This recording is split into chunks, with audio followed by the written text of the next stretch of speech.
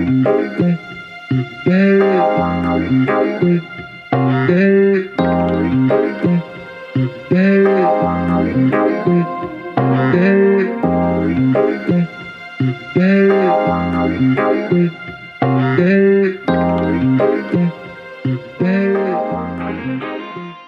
everyone, welcome to Student Stories Unfiltered, where we have strong individuals who are brave enough to share their stories.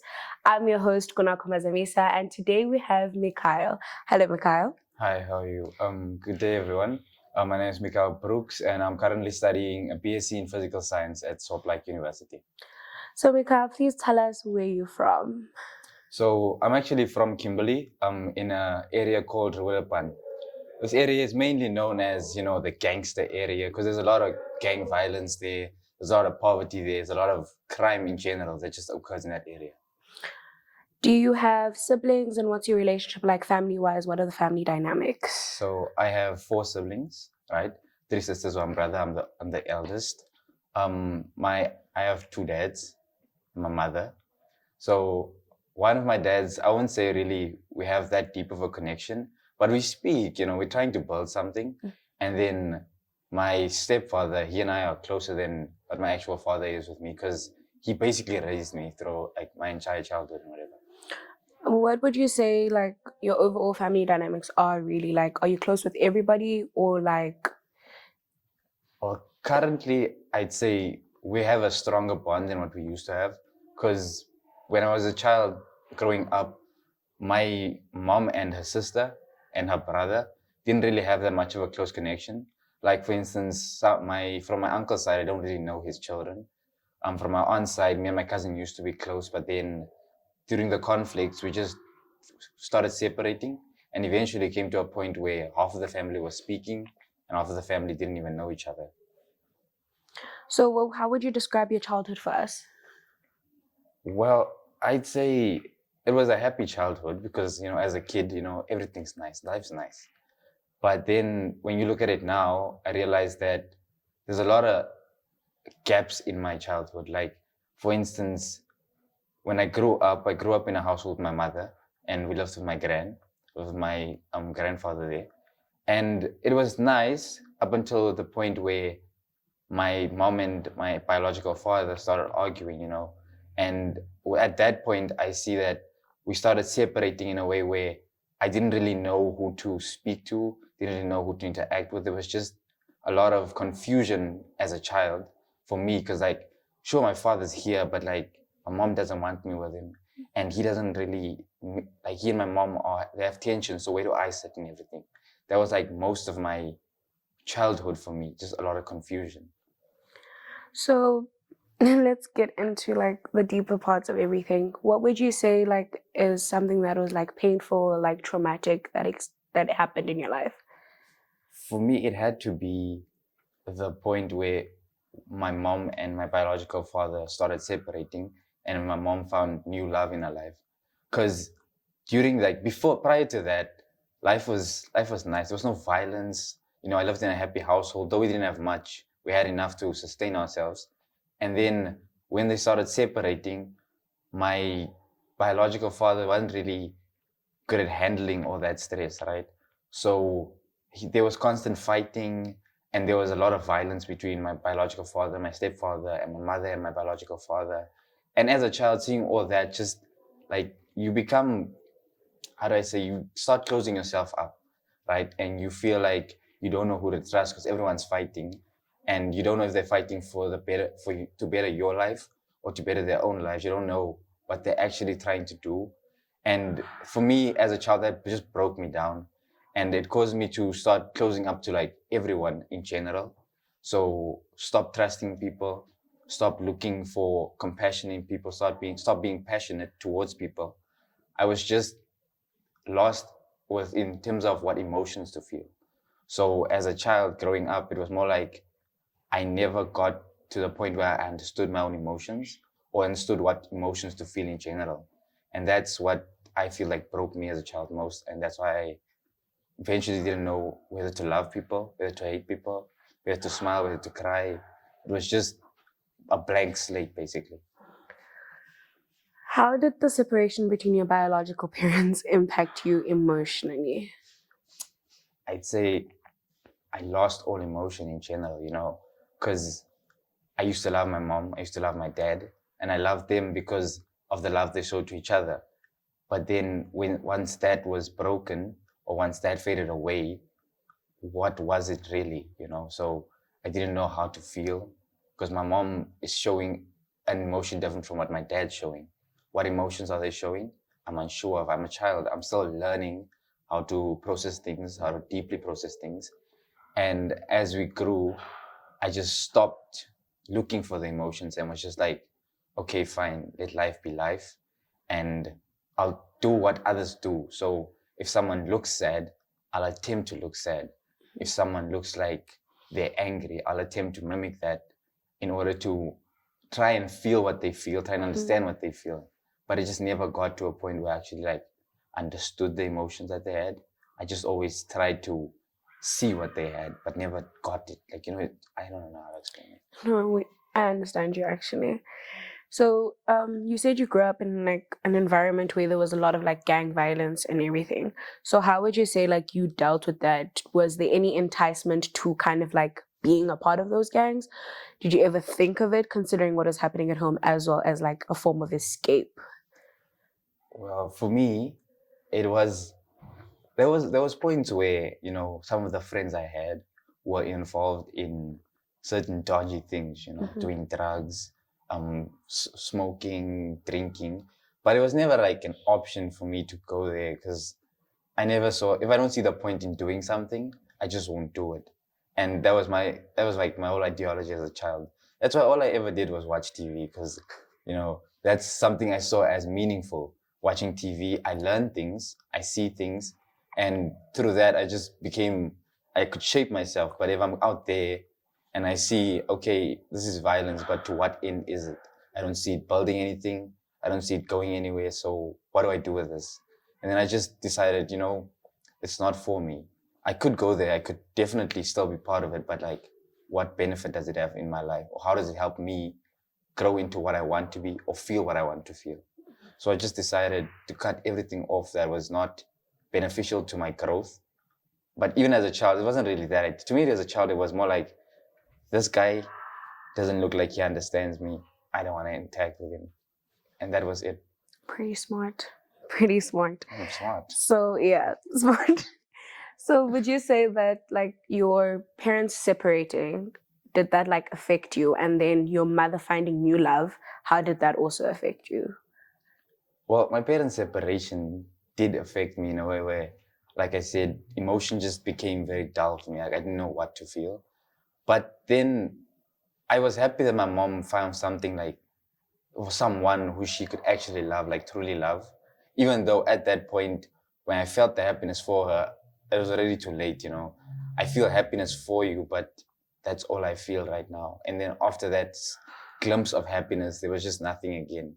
And then I was just trying to re-find emotions. And this is like a constant cycle of, I find something and then it's only there for like those few seconds of feeling it. Then afterwards, it's just back to blank. It's just emptiness in terms of like emotion and passion and compassion towards others. It was there, but it wasn't there, Yeah, I understand you. So, would you say that the whole, growing up in a dangerous neighborhood, the parents divorcing and everything, would you say that that made you stronger or in a sense like scarred you? Well, progressively, I became stronger, but there are periods where I know I was weak. Because growing up in these neighborhoods, you see people, and then there was points in my life where I just wanted to be like them, like, okay, that guy looks cool because he's rolling with the boys. He has a group that he's so invested in that he's willing to do a lot of things with him that you don't usually do with friends, like even though if it was violence, whether it was drinking with him or just crime in general, he's still willing to trust him that much that he'd be like doing it with him. And I would say I envied that. That's like the one emotion I felt like throughout my whole childhood was envy, because they had this bond that I never got to understand. and I wanted to be like them. As a child, I joined, or you could say I followed the crowd, And if this crowd looked like these people are tight, doesn't matter whether you're the bad boys, doesn't matter whether you're smart kids. If you looked like what I wanted, I'd go there and attempt to be like you. And it would fail eventually. Oh, it always failed. I was sad. But then I learned from it, And then we go on to the next and the next and the next. And as much as I learned, I won't say that I grew. I just learned. It was like, okay, I have this knowledge. What do I do with it now? It was that kind of interactions. And in the neighborhood where I grew up in especially, there were times when I wanted to be part of gangs because they have it, they have what I want. I want that closeness. I want that. But then I had a very strict mother here. She didn't really let me out of the house much. And if I was outside, you don't go farther than the shop on the next corner and the street in front of the house. So, I feel like her strictness is also what kept me off the streets. Because if it wasn't for her, I don't know where I would have ended up, honestly. Now that you're in university and you've obviously not necessarily in that neighborhood anymore per se, like on full-time basis, do you think that fragments of that life still affect you now? They do, but it's more like I see things, right? Like if I witness a violent act, it always reminds me back to the days when there was this one time where I went out and then we went to an area that says fairly dangerous, and on the street there was two guys fighting. Now it was already dark at night, so obviously you don't see everything that's happening. But what I know for sure is one of the guys got stabbed just there. And when that memory just keeps on popping up every time something violent occurs, right? When I get robbed or when I see someone getting robbed, the first thing in my mind is I could end up like that guy who got stabbed that night. I could end up in ICU right now. Do I want that? Do I? Because I know being fearful of being hurt is a normal thing, but it's more than that. For me, it's like, what is this gonna give me? Like, if I get stabbed now, sure, I could go there and get stabbed, but like, what do I gain from it? Do I lose a lot? Because if I haven't fulfilled what I want, do I really want to risk it? That's the main thought every time I see violence. Doesn't matter what kind of violence. You mentioned something about how you look for like a space where you can bond with people. Would you say like within the SPU community you found those people, or is like there potential to find those kinds of people? I'd say there's potential to find those kinds of people because there's a lot of people, like I have a friend from high school and I really connect with them, but I'm not sure yet if the bond I feel towards them is a bond that I'm mimicking because I see others doing it, or if it's an actual bond that like I have established by myself through my own personal feelings, because the hardest thing for me is differentiating between something that I'm copying and something that I actually feel. Because sure enough, I could say I feel it, but is that really what I'm feeling? That's like the thought every time I feel something. When I laugh with someone, first thing I think is, am I laughing because you're laughing? Or am I laughing because I genuinely feel like this is funny to me, or I'm happy in that moment?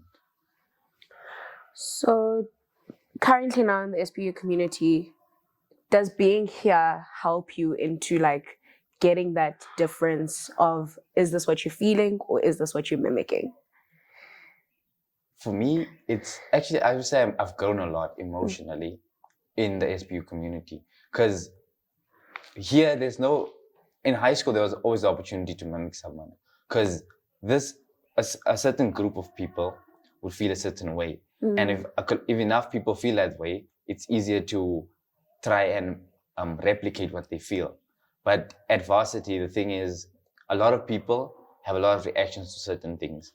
And because of the confusion that comes with mimicking that, I feel like I had to start gaining independent emotionally. And through that, I'm starting to finally gain emotion and feeling towards certain things. Like these days, when I think something's funny, I actually laugh. And it's not because I see at someone else laughing. It's because I'm laughing. It's my emotion this time. It's not, oh, wow, he's laughing. Let me laugh with him now. It's, oh, wow, he's laughing, but I also think it's funny. Let me laugh with him. Like, following the crowd here is harder than following the crowd at high school. So I'm starting to become my own crowd, you know. That's actually really good.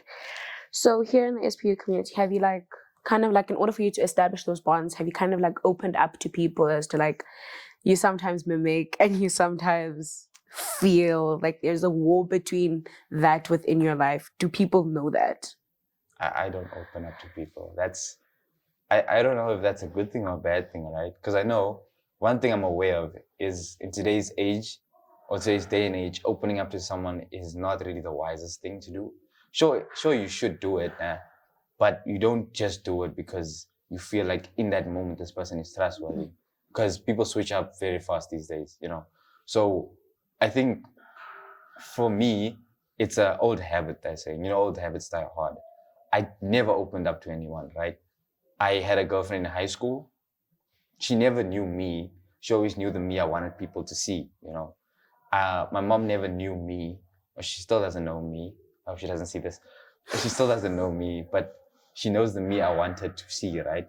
And that's just who I am. Like from a child's perspective, they'd say that, you know, I'm trying to hide something, but it's more like I don't feel comfortable in people seeing what I am. I just like them seeing what they want me to be, you know. Let's go back quickly to like your family. You say that your mom doesn't know you. Would you say that your stepdad knows you? Because I mean, you did mention that you're much closer to him. There's not really, you see, I show glimpses of who I am, right? Here and there, I show you like that 10% of who I am, right? But in general, no one, or I'd say no one knows who I am because I choose for them not to know who I am. I want you to know the part of me I want to show you, sure. But it's never going to be more than the 10% of me that I want you to see because I don't trust people enough to show them who I am.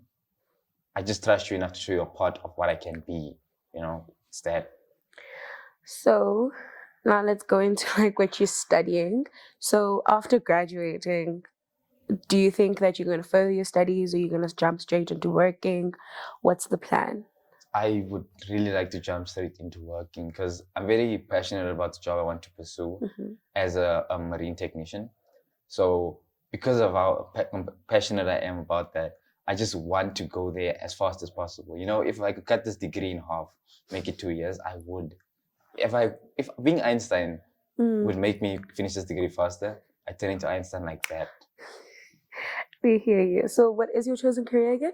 I want to become a marine technician. Why marine technician? Wow. You see, this decision was reached by the stupidest, I would say, the stupidest idea ever. But the way I saw it was, whatever I want to become has to be made up of what I love, right? Now, firstly, I love engineering as a whole. Secondly, I love to travel. I hate being stuck in one place. And thirdly, I love the ocean, right? Sure. So then, as a 7-year-old child, the ocean, travel, and engineering, you know, where do you find these things? And the career that I found was marine technician, because not only are you always traveling on the ocean in the place that I feel most like I connect to or that I feel the most emotion in, I'm also doing something that I find very interesting and I love doing it, you know. So therefore that career was just the one that I felt this would help me grow as a person, and also it would just give me a lot of fulfillment.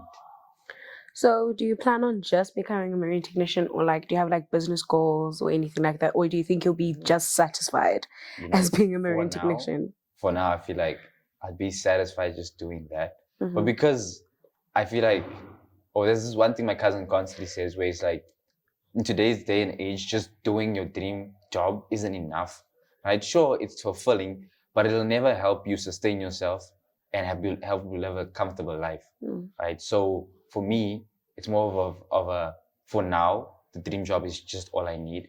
But when I'm in that space, that's when I'll decide whether or not I'm fulfilled enough and whether or not the life I'll have is what I want, or do I need to add like more income in order to get to where I want to be, you know?